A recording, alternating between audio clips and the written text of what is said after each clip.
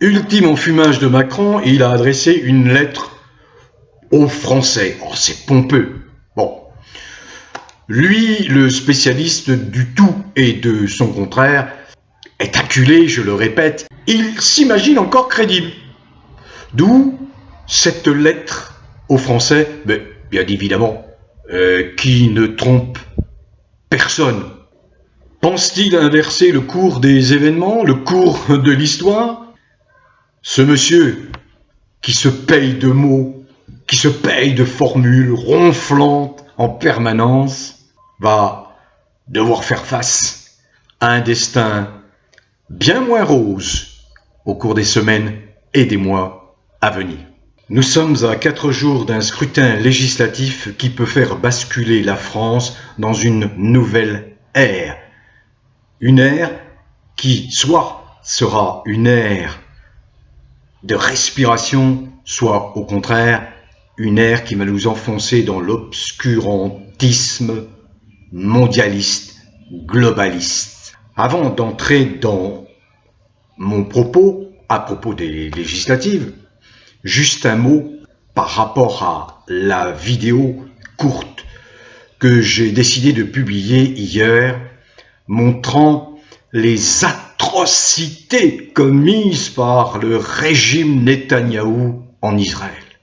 Image insoutenable qui montre à quel point nous avons affaire à un régime criminel qui n'a rien à envier au pire régime que le XXe siècle a malheureusement connu et subi. Se pose un grand nombre de questions. Mais là où se trouve l'immense responsabilité de la communauté internationale, c'est qu'elle pratique le deux poids deux mesures. Depuis longtemps, ce criminel Netanyahou aurait dû être mis hors d'état de nuire. Des milliers d'Israéliens manifestent régulièrement contre le boucher de Netanyahou en Israël. Un mot aussi sur la libération enfin de Julian Assange qui honore notre métier. Un vrai journaliste celui-là, aux antipodes, à des années-lumière des merdiateux français. Honte à eux. Un mot encore sur le scrutin du 30 juin. Pour revenir sur l'affaire Brigitte Gued. Il serait tellement simple à Jean-Michel Trogneux, dont on doute de l'existence, de bonne foi, à défaut d'avoir des preuves de cette existence réelle. Il serait tellement simple de se présenter en conférence de presse ou même d'attirer l'attention justement des journalistes, des observateurs, sur le fait qu'il va se présenter au bureau de vote auquel il est rattaché ce 30 juin, avec tous les éléments, documents officiels, carte d'identité, passeport, carte électorale, et il mettrait un terme définitif à la rumeur « je suis preneur ». Mais en attendant, ce qui me convainc le plus, c'est l'immense travail d'investigation, de recherche, d'enquête qui a été fourni par les uns et les autres. Natacha Ray, Xavier Poussard, Lionel Labosse, Alain Berrand, Morad El Hattab, bref, beaucoup qui ont vraiment travaillé sur cette question, parce que c'est une question qui touche à l'identité même des gens qui sont au sommet de l'État. Et s'il y a usurpation, ça nuit à la reconnaissance de cet État par tous les États du monde. Revenons donc à ces élections législatives qui interpellent, qui précipitent dans l'indécision nombre de Français. Et je comprends ça. Les souverainistes ont raté leur affaire au moment des élections européennes. C'est vrai. Et ils ont raté leur affaire. Voilà. Ils sont inexistants. Donc restent 3 blocs. Le bloc de Macron, les indécrottables macronistes et macroniens, le bloc autour du Rassemblement national, et le bloc de cette nouvelle entité Front populaire de gauche. Avec 3 figures qui apparaissent. La figure de Jordan Bardella, et pour cause, puisque le Rassemblement national a obtenu un excellent score aux élections européennes et que, d'après les sondages, même s'il faut prendre du recul par rapport aux sondages, le Rassemblement national est en passe d'obtenir entre 33, 34, 35, 37% des suffrages. Donc en position de force, donc en position de gouverner. Dans quel contexte sera-ce une cohabitation avec le Macron, et qui dirigera véritablement la barque entre le chef du gouvernement, si Bardella est nommé Premier ministre, ou le fou allié Macron? Bref, tous les ingrédients sont réunis pour arriver à une crise de régime. C'est la raison pour laquelle je disais en introduction que nous sommes à un point clé, à un moment de fracture en France. La France peut basculer dans une nouvelle ère, bonne ou très mauvaise. Il y a Manuel Bompard, qui est là, qui incarne la France insoumise, mais bien au-delà ce nouveau Front populaire. Il a une certaine crédibilité, il paraît être un homme politique sérieux. Voilà, c'est ce qui dégage de sa personne, de ses interventions, sérieux. Et puis il y a le Gabriel Attal, qu'on ne décrit plus, qui est plus le serviteur de la dénaturation des mœurs, de la dissolution des mœurs, voilà, en France. Ah, c'est le leader, c'est le chef de file de ces mondialistes dégénérés, déjantés, qui fait mine de s'intéresser à la chose politique. La chose politique ne semble pas être sa première priorité quand je parle de la chose politique, c'est-à-dire s'intéresser aux problèmes saillants, aux vrais problèmes d'une société, et non pas aux minuscules problèmes de quelques minorités agissant pour le compte d'un mondialisme qui veut, un mondialisme occidental, qui veut créer les conditions de l'affaissement moral, qui veut créer les conditions de la destruction de la nature, tout simplement, au profit de quelques-uns. Qu'est-ce qui les différencie sur le plan des programmes?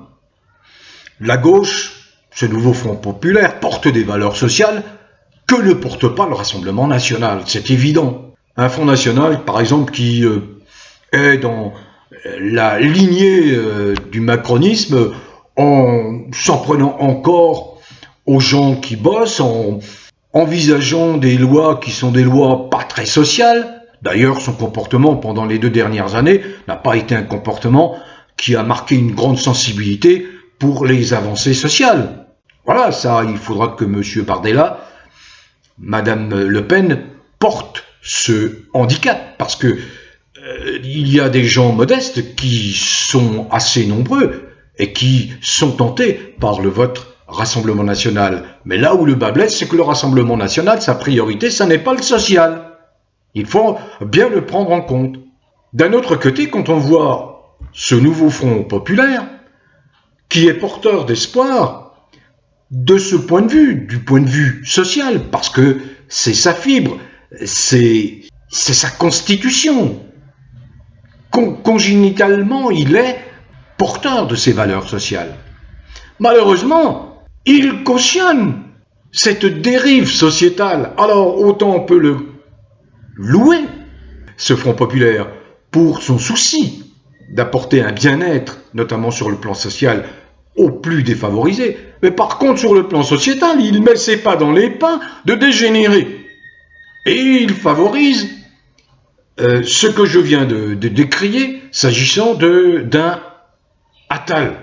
Cela étant, quand on sait les liens très étroits d'un Jordan Bardella avec un Laurent Alexandre, le transhumaniste, qui déconsidère complètement l'entité humaine et qui s'imagine que l'intelligence artificielle va dominer le monde, et c'est là où il faut que les humains s'avancent, on se pose des questions sur la santé de ce Laurent Alexandre, santé mentale, bref.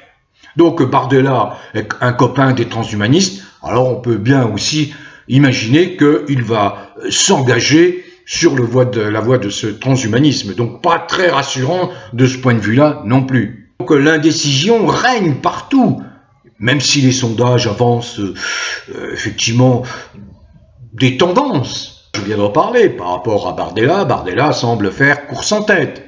Certes, donc le Rassemblement national a de fortes chances d'en remporter la mise et d'organiser un gouvernement, si c'est le choix du fou allié Macron, du fou dégénéré Macron. Donc on va vers une crise.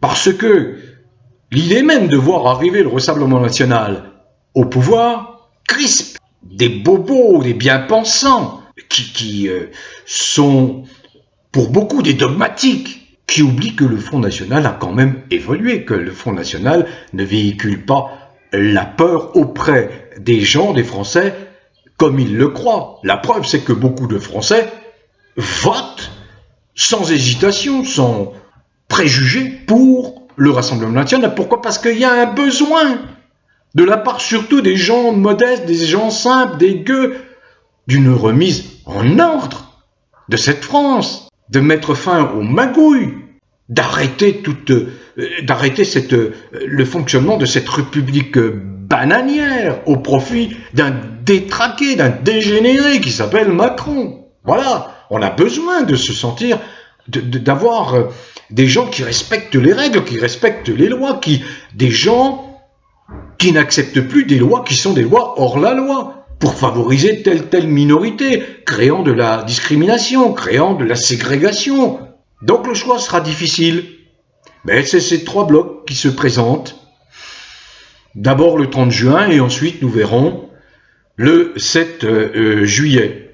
Cela étant, il y a quand même quelques couacs au sein de ce nouveau Front populaire. Quand j'entends s'exprimer un Fabien Roussel qui dirige le groupe communiste, le Fabien Roussel, il est sans cesse en opposition avec, par exemple, Mélenchon.